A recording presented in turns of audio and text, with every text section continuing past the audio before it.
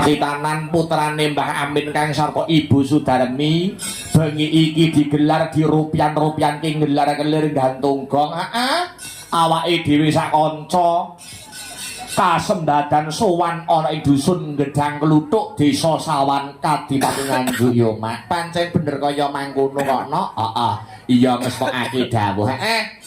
Adicarane khitan-khitan, supitan-supitan ana uga sing ngarani tetakan ning kok ana uga sing ngarani diislamke ngono kae piye to Mak.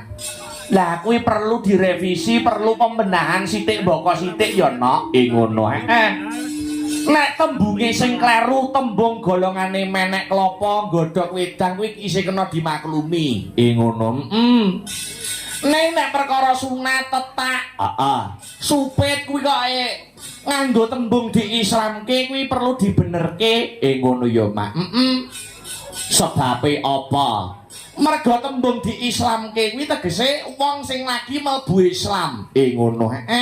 Kamangka mlebu Islam apa orane manungsa kuwi ora diukur ya kuwi nganggo sunat apa to yen ora nanging wong mlebu Islam kuwi ukurane kalamun wis maca 2 kalimat syahadat becik syahadat Gusti kang sarta syahadat Rasule. Ngono nggih. Iya ya Mak iya. Lah banjur nek ana tembung sunat kuwi itibak Nabi kok Nduk. Ngono. Sunat saka tembung sunah itibak Nabi jaman ya kuwi Nabi Ibrahim Nduk rikala semana. Ngono ya Mak. Iya ngestoke dawuh. Dadi Nabi sing sepisanan nindakake khitan Nabi Ibrahim mula tembunge sunat mergo sunah itibak Nabi. Ngono ya Mak. Kuwi maratandani manungsa wis akil balik utawa wis diwasa. Lan sing perlu digarisbawahi Nok, kepiye Mak? Dewasa lan orane manungsa kuwi ora diukur nganggo umur kok Nok. Ngono ya Mak. Dewasa apa orane manungsa kuwi ora diukur nganggo umur, nanging dewasa apa orane manungsa kuwi diukur nganggo cara berpikir. Ngono ya Mak. Cara berpikir iso mbedakake ngendi bener ngendi kleru. Iya. Ngendi halal ngendi haram ngendi hak ngendi batil. Ngono ya Mak. Oh sedekah kuwi entuk ganjaran, oh maksiat kuwi dosa. Iya. Lamun iso mbedake ing antaraning bener kelawan luput, hak lawan batil, ya ing kono kuwi mau manungsa kena denarani dewasa no. Iya. Dewasa pamikire, dewasa akhlake, dewasa pakarti kang satu windake ya Mak. Pancen bener kaya mangkono. Iya. Iya ya Mak, iya ngestoke dawuh. Wong ya ana kono. Iya. Bocah isih SD, bocah isih SMP ning pamikirane wis dewasa. Iya. Ning semono uga ora sithik. Iya. Sing wis tuwa sing wis akeh umure nanging pemikirane sing mbucahi kuwi ya ora sithik. Ngono ya Mak. Mula karo biyung wis diandharake ana ing ngarep. Dewasa kuwi ora diukur nganggo umur nanging kepiye anggone berpikir, pola pikir, cara berpikir. Iya ngestokake dawuh. Iya. Wah bombong ngaworan bunga kok Nduk. Iso sowan ning keluarga besar Mbah Amin sak gotrangan sarta Ibu Sudarmi. Kang mapan ana ing dusun Gedang Kluthuk. Iya. Desa Sawan Kecamatan Sawan Kadipaten Nganjuk. Iya. Iki manggone ana gunung-gunung. Ya Gunung Wilis. Orang dina iki kanca-kanca saba gunung terus ana. Iya. Iya ora dadi boyo pangapa. Ora dadi boyo pangapa ternyatane wong kanca-kanca Astabrata iki anggota sing siap segala medan. Ngono ya. Arep nggon sumo, arep nggon panas ngentang-ngentang, arep nggon adem cekut-cekut. Ayo. Kowe siap no. Ngono Pak. Wingi ya ning gunung, wingi ning Romengan Malang. Ya, saiki ya ning sawane gunung, ya munggah-munggah. Aku wiwit wingi bengi nganti saiki iki mau peyuh perjalanane nok. Ya. Nganti ora iso turu. Ada saben aku yen perjalanan budal dalang kuwi mesti turu ning mobil. Ya, iki mau ndelok dalane kaya ngono, wah ora sempet turu ana. Ya, nyawang dalane wis gegirisi yo ngalah munggah neh. Ya. Yo ngalah ya ampun munggah neh. Ya ampun kon munggah neh peh ngantek-ngantekan Joko aku kon munggah terus kok. Ya. Iya. Iya. Iya. Iya, Mak. Sesuk prai sedina. Ya. Prai sedina Terus sesuk meneh ning Laladan Kertosana Ndrenges yen ora kleru. Ngono ya, Mak. Iya. Monggo warga masyarakat sawah nek pengin mudhun, ya. Pengin nyekseni utawa mirsani pagelaran wayang kulit ning Laladan Ndrenges Kertosana tak aturi merapat ngono ya, Mak. Iya, ngestokake dawuh. Terus uga pengumuman pisan ana sing tukang takon. Pancen yo nyatane lagi positif lokasine. Sing tanggal 31 kuwi, Mak. Iya. Ana sing WA utawa DM, Mas dene lokasine menika teng Sanggar Astabrata menapa teng alun-alun Brebes. Keputusan terakhir tanggal 31 Oktober pentas. Awake dhewe pentase ana ing Stadion Brebes. Ngono ya, Mang. Ngarepe alun-alun. Oh iya. Iya Mak, iya ngeswang ngene iki wis cetha ngiglon no. Iya. Bakul-bakul sing arep nyusul. Penonton-penonton sing arep mirsani karep ben cetha. Ha iya. Iya, ngestokake dawuh Mak. Sing baku bengi iki ora iso matur apa-apa dongane awake dhewe, dongane Biyung Cangik Kang sarta anakku Limbuk Banyu Mili. Kanggo adiku Kang Mus Kasembadan ya kuwi ditetakake ya Dik Saka Arakan Pramudia. Dongane Biyung muga-muga sak rampunge seluruh rangkaian adicara ya kuwi pagelaran wayang kulit ana ing bengi iki. Iya. Dik Saka Arakan Pramudia Kang Mus Kasembadan ditetakake dadi putra kang soleh. Iya. Bangun miturut marang apa sing dadi dawuh pangandikane wong tuwa tercapai atas segala cita-citanya ing tembene dadi putra kang piguna tumrap nusa bangsa kelawan agama. Amin amin amin Allahumma amin. Allahumma amin. Jebul kae.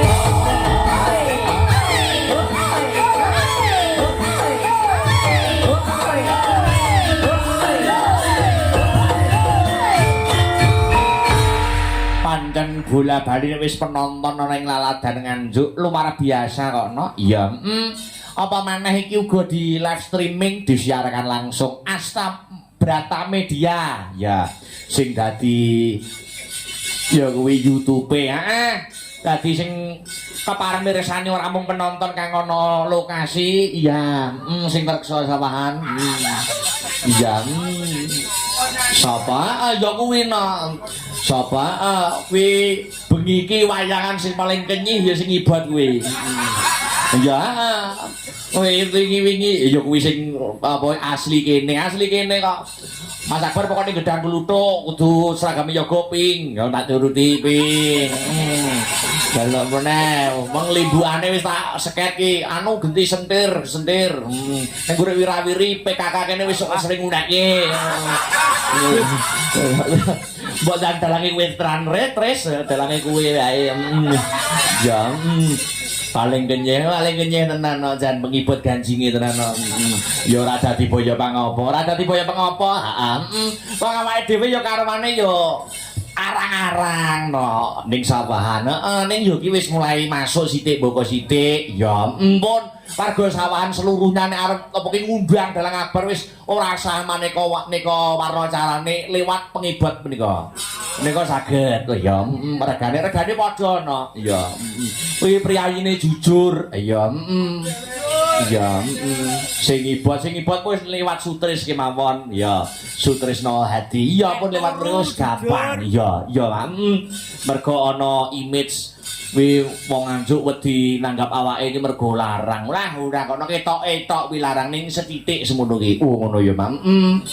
Ora pun mboten urusanane bagian manajemen sanggar iku pun buka rego menika nek ora mampu ngenyango aja golek dalang liya ngono ngenyango iya mak iya ngestoke dawuh ya ternyatane sing penting seduluran oh ya mak iya ngestoke dawuh ya perkara rego ki setunggal sebilik-bilik to no iya ana tetembungan jare seni kuwi yen di jaluk murah yang dituku larang lah ya mula kang kaya mengkono ya ing atase nganjuk kuwi dudu awake dhewe tok dalange ya dalange nganjuk pirang-pirang no ya yen didataning dinas kuwi ana 100 kurang sithik dalang mula awake dhewe iki rega iki umpama gelem murah-murahan ngono ya ndak dadi rasanane dalang liya ngono Pak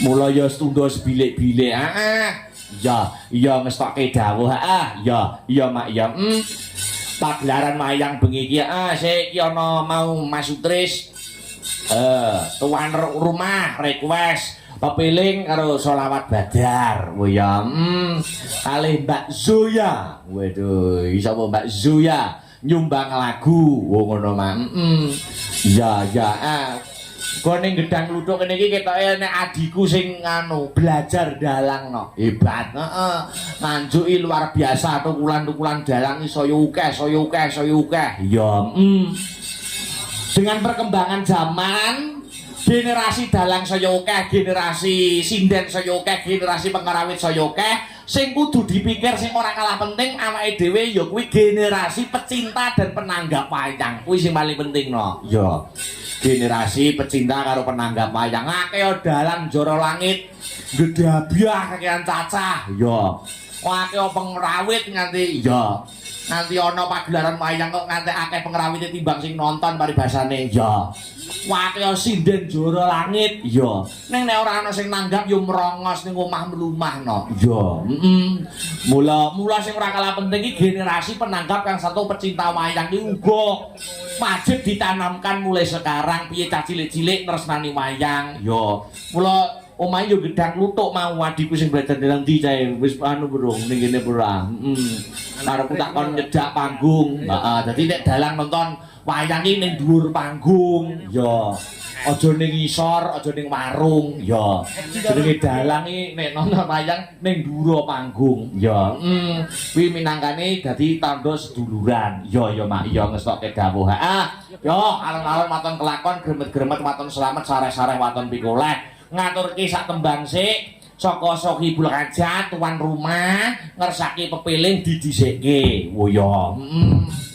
ya diwalik slindro ya nganggo bawa karepe jangkep ya ya dibawane karya besar Ki Haji Anom Surata oh ya mangga pira sumur ingkang sampun samapta ing gati sawega ing diri kula aturi dandang gula pepiling mengki dipun dawaken tembangipun pepiling wayang maka Mas ya rukun Islam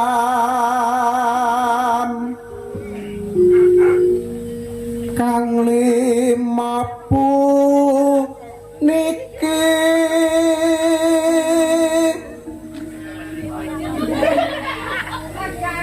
kati ndakna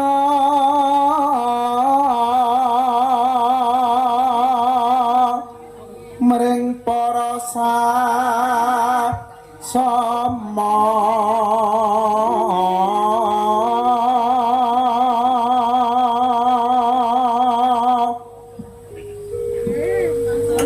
aja padha ditinggalke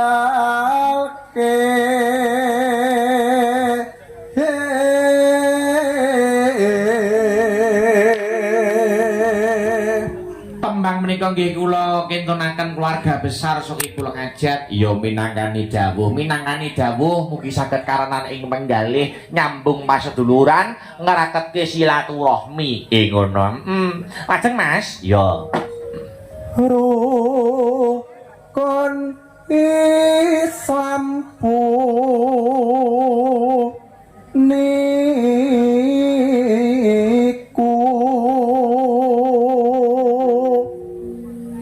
sahabate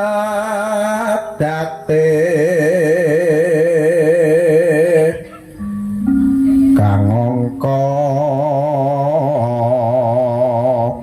siji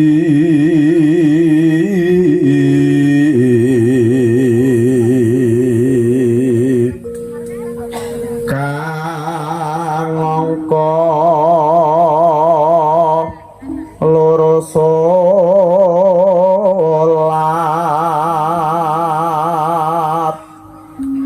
dene kang telu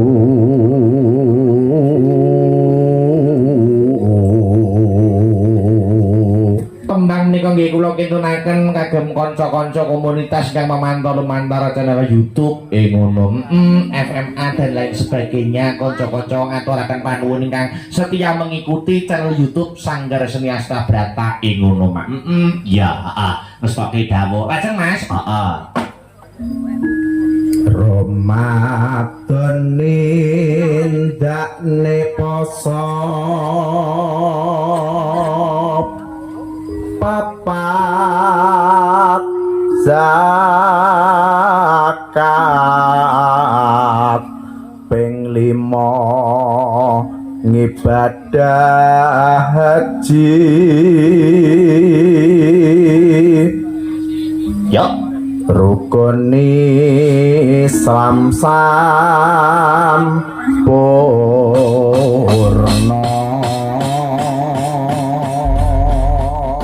Ya diaturke tibake pepiling. Heeh, mengko lagi bintang tamu Mbak Manuhara katuran jumeneng. Pepiling dhisik diaturke. Heeh.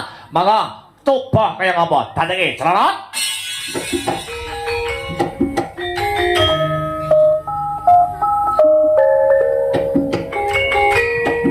Yo.